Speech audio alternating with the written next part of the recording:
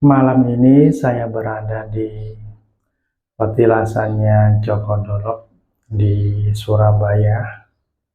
Tempat ini merupakan tempat yang sangat sakral. Di perjalanan saya ceritakan apa yang saya alami saat melakukan suatu meditasi.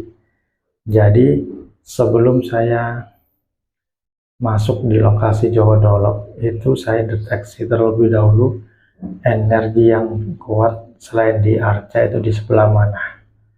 Ternyata saya melihat di sebelah kanan dari arca Joko Dolok itu ada sebuah batu yang diletakkan di atas monumen kayak seperti tugu seperti itu ya. Itu ada batu, itu kalau saya amatin bentuknya hampir menyerupai sel telur ya. Bisa diartikan juga itu adalah seperti kayak janin ya. Jadi filosofi batu yang di situ seperti itu. Jadi di situ memiliki energi yang sangat kencang, kuat. Kemudian saya melakukan suatu interaksi sama penghuni di sekitar situ. Memang ternyata saya melihat banyak anak-anak kecil ya, anak-anak kecil yang seperti bayi, ada yang belum jalan, masih merangkak, juga ada yang baru berjalan, juga masih ada yang sangat kecil sekali, yang kayak seperti baru lahir di sekitaran situ ya. Nah, kemudian di depan lokasi batu tersebut yang berbentuk sel telur itu, di depannya itu ada praktek dokter yang udah lama nggak aktif sepertinya, tapi ada plakat praktek dokter ya. Mungkin apakah ada berhubungan sama situs batu tersebut, saya juga kurang tahu. Nah, kemudian kita masuk di petilasannya Joko Dolok tersebut. Nah, saat saya masuk ke pintu gerbang itu, saya mengaktifkan sukma saya, kemudian saya membaca suatu etika. Assalamualaikum ya alam gaib, assalamualaikum ya penghuni alam gaib, assalamualaikum ya gaib. Izinkan saya untuk melanjutkan perjalanan ini. Setelah baca etika, saya masuk setapak demi setapak. Di situ saya bertemu sama dua penjaga yang membawa apa ya, kayak senjata gada seperti ini. Seperti halnya kayak buto seperti itu, atau apa ya, kayak penjaga zaman kerajaan itu ya, berpala ya, seperti itu ya. Nah, itu lihat sosok dua itu, dia matanya nyala warna merah, kemudian ada taringnya, giginya, dia diam dan tersenyum. Saat saya masuk itu berarti saya diizinkan untuk masuk di situ. Kemudian saya masuk ke situ, kemudian saya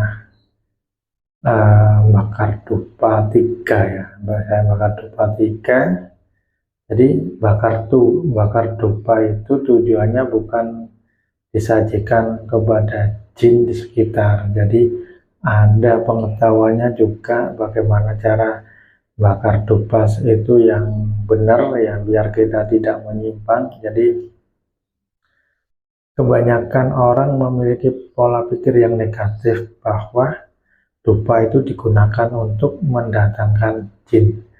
Sebenarnya tidak. Kalau di kepercayaan orang Cina, dupa itu digunakan untuk alat sembahyang. Nah, tapi kalau versi saya tidak seperti itu. Saya membakar dupa itu, sebelum saya bakar dupanya, itu saya niatkan terlebih dahulu dengan membaca Assalamualaikum ya alam gaib, assalamualaikum ya penghuni alam gaib, assalamualaikum ya gaib. Saya berniat bersedekah kepada makhluk gaib yang ada di sekitar sini menggunakan dupa ini. Gondo arum dupa ini atau aroma dupa ini panjenengan dedahar Nah, kemudian kita taruh di situ dupanya, baru kita melakukan meditasi. Saat kita melakukan meditasi, mendengarkan suara musik dan suara yang ada di sekitar situ sampai benar-benar tubuh ringan. Setelah itu saya membaca etika. Assalamualaikum ya alam gaib, assalamualaikum ya penghuni alam gaib, izinkan saya untuk memasuki di alam gaib. Nah, kemudian setelah saya masuk ke alam gaib tersebut, saya melihat ini arca dari Joko Dolok. Ini kan jalannya di sekeliling dari gapura depan sampai menuju ke arca ini, kanan kiri ini, itu banyak pasukan Shaolin. Jadi dia itu kepala botak semua, membawa tongkat, toyah, sama berpakaian kuning seperti ini, seperti halnya kayak Shaolin. Nah, baru kali ini saya melihat di situ ada Shaolinnya. Mungkin karena malam anggorokasi atau yang lain, nggak tahu ya. Jadi baru kali ini saya melihat Shaolin tersebut. Nah, kemudian saya amatin, saya membaca assalamualaikum ya gaib. Nah, kemudian datanglah sosok Buddha. Jadi bukan dari atas ya, dia berjalan mendekat. Ya, insya Allah itu ya, insya Allah yang datang tersebut adalah rohaninya dari Siddhartha. Jadi Siddhartha Gautama, jadi Buddha Siddhartha Gautama, rohaninya Siddhartha Gautama itu yang hadir saat itu. Jadi beliau datang. Nah, dan bentuknya, paras mukanya itu sama dengan Siddhartha Gautama. Nah, beliau datang, kemudian dia tuh masuk ke arca Joko Dolok tersebut. Nah, arca Joko Dolok itu tangannya kan tidak begini ya tangannya. Kemudian saya melihat itu jadi tangannya seperti ini. Dan tangannya seperti ini memancar warna kuning keemasan sangat terang. Kemudian saya memperkenalkan diri, lalu saya disuruh menempelkan tangan saya di telapak tangannya seperti ini. Setelah saya suruh nempelan di situ, saya disuruh menyerap. Setelah saya tempelkan tangan saya di situ, saya disuruh menyerap energinya. Kemudian saya serap energinya sesuai perintahnya. Saya ikutin perintahnya. Setelah itu selesai, kemudian di telapak tangan saya saat seperti ini terlihat memancar warna kuning juga sama. Nah, jadi saya simpulkan ya, kalau kita sering berkunjung di arcanya Joko Dolok, jika kita memiliki suatu problem, permasalahan apapun ya, entah pribadi ataupun masalah pekerjaan, jadi rohani kita, sukma kita, masuklah di arcanya Joko Dolok tersebut. Setelah itu kita duduk diam, tenang di situ. Nanti pasti kita mendapat suatu daya dari situ. Nah, setelah kita dapat daya dari situ, nah selanjutnya kita kembali ke raga kita. Nah, insya Allah kedepannya permasalahan-permasalahan itu nanti terselesaikan dengan cepat. Nah, itulah petunjuk dari meditasi yang saya lakukan saat di petilasannya arca Joko Dolok tersebut.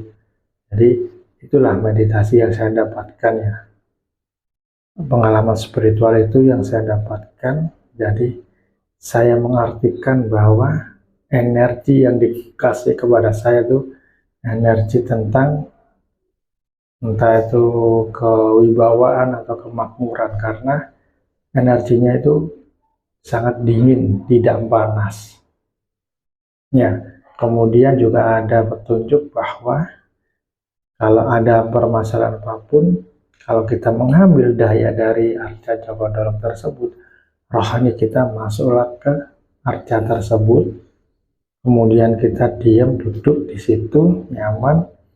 Setelah daya kita serap, kita kembali ke raga kita. Insya Allah permasalahan kita itu cepat selesai. Nggak tahu bagaimana caranya, yang penting selesai ya. Jadi bukan meminta kepada jin untuk menyelesaikan permasalahan, bukan ya. Kalau kita meminta kepada jin berarti ada ijab kabulnya dengan cara saya minta tolong. Nah seperti itu. Sedangkan ini tidak, rohani kita masuk di arca tersebut, kemudian kita hanya duduk diam, kita rasakan saja. Bila tubuh terasa udah penuh energi, kita kembali ke raga kita, kemudian kita ya nikmati kehidupan kita seperti biasa saja. Kita kan nggak membaca doa apapun, juga tidak meminta apapun. Nah itu nanti insya Allah permasalahan itu ada jalan keluarnya dan cepat terselesaikan. Itulah petunjuknya ya. Assalamualaikum warahmatullahi wabarakatuh.